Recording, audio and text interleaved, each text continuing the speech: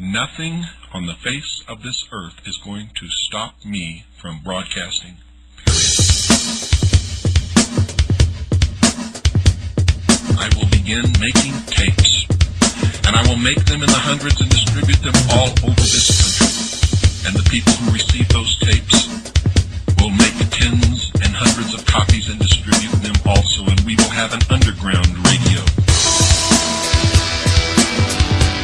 Beyond a doubt, I think the work that introduced Bill Cooper to the world has to be Behold the Pale Horse.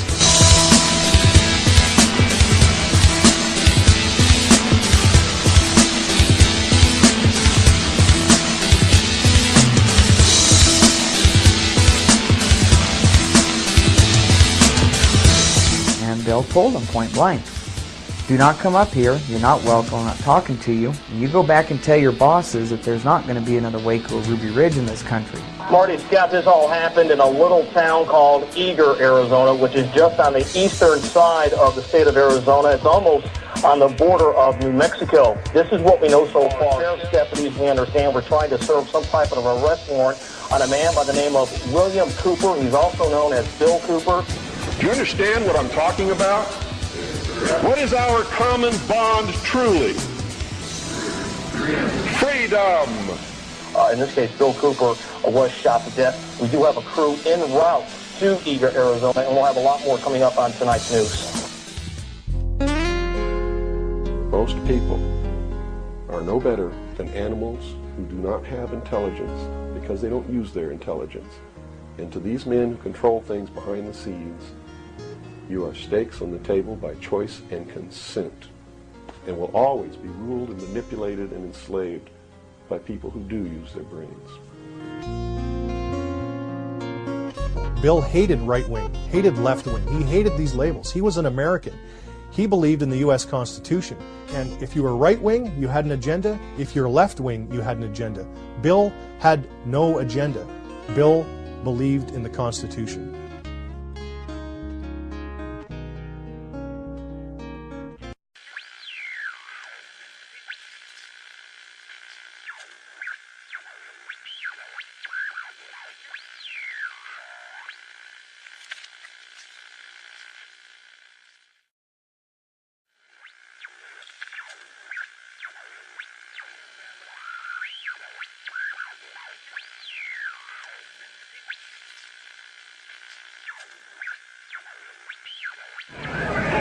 What I'm going to talk to you about today comes from my heart, from my experience in life, from playing this role as messenger, which I take very seriously, from my efforts to wake up the American people, from my family, from all the letters that I get, the people that I talk to, just like I've talked to many of you here today. I've learned some things. And I think these things need to be passed on to you. And I think you need to start examining yourself, your agenda, your mission. Who are you? What are you about? What do you believe about America? Is it true? Are you helping to divide us more? Or are you helping to bring us together? Do you really understand what this country is all about?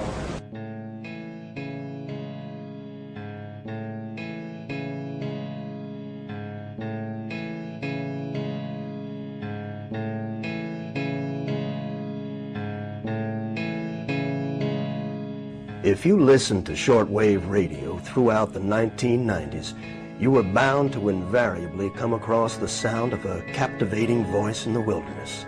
That authoritative and self-assured voice for 5 nights a week would educate us, enlighten us, and most importantly, warn us of things to come.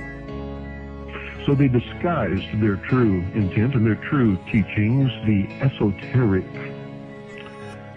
with a system of exoteric descriptions. That to the profane would mean one thing, and to the initiate or the adept would mean quite another. But that was then. This is now. What sort of creature inhabits the modern domain? Who is the modern man? That voice spoke to us of matters esoteric and exoteric, political and supernatural. scientific, and lawful. That voice was world-renowned author, radio show host, and ex-Naval Intelligence Officer Milton William Cooper, otherwise known as Bill Cooper.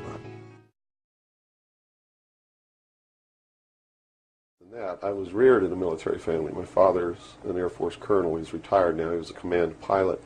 And I traveled all over the world, lived on military bases for most of my life. I was really an indoctrinated individual, you might say. I was as establishment as you could get, as gung-ho, pro-government, pro-America, pro-military.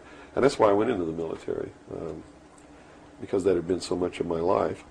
I went into the Air Force. I was in the Strategic Air Command for 4 years as an aircraft and missile hydraulic technician. Bill left the Air Force in 1965 to join the United States Navy. Cooper was a member of the Office of Naval Security and Intelligence, serving as a harbor and river patrol boat captain at Da Nang and the Dong Ha River Security Group, Qua Viet, Republic of Vietnam. William Cooper was awarded several medals for his leadership and heroism during combat, including 2 with V for valor. He served on the intelligence briefing team for the Commander-in-Chief of the Pacific Fleet. It was during this time Bill would witness something that would forever change his life. While we were on a transit from the Portland-Seattle area, on the surface, I actually saw, I was the port lookout, and I saw the most incredible thing that I think I've ever seen in my life. And it had such a profound effect upon my view of the universe and the world that we live in, that I wish everybody could experience this. I saw come up out of the ocean, from beneath the surface of the sea, a huge disc-shaped craft about the size of a Midway-class aircraft carrier, which is tremendous in size. Came up out of the ocean and rose into the air and tumbled on its axis and went up into the clouds, and I was awestruck, dumbstruck. And I mean dumbstruck, literally. I could not utter a sound.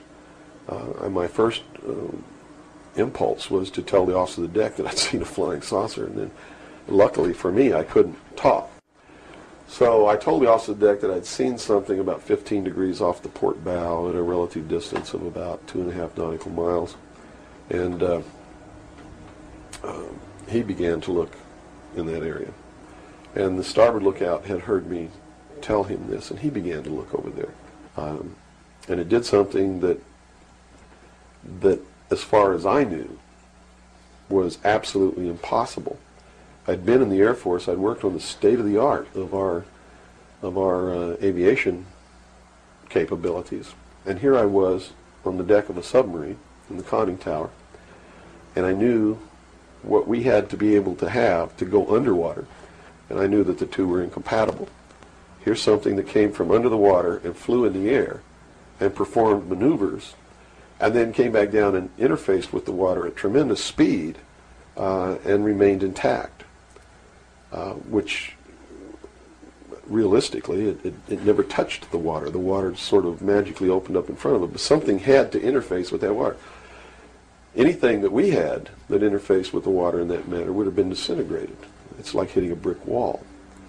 So I was looking at a technology that, as far as our laws of physics and what we knew at that time, didn't exist. This was in 1966.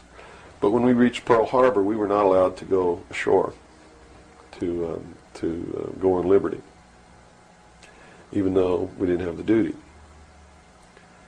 And about 2 hours after we berthed at the submarine base, a commander from the Office of Naval Intelligence came on board and debriefed each one of us individually in the captain's stateroom.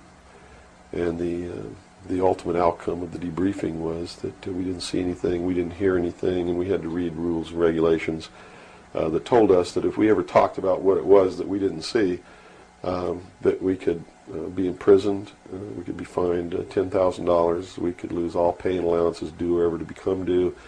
And I learned at that moment that the United States Navy didn't want anybody to know about what we saw, and that severe consequences could come down around the neck of anybody who did. This one event had started Bill on what would become a lifelong quest that would lead him into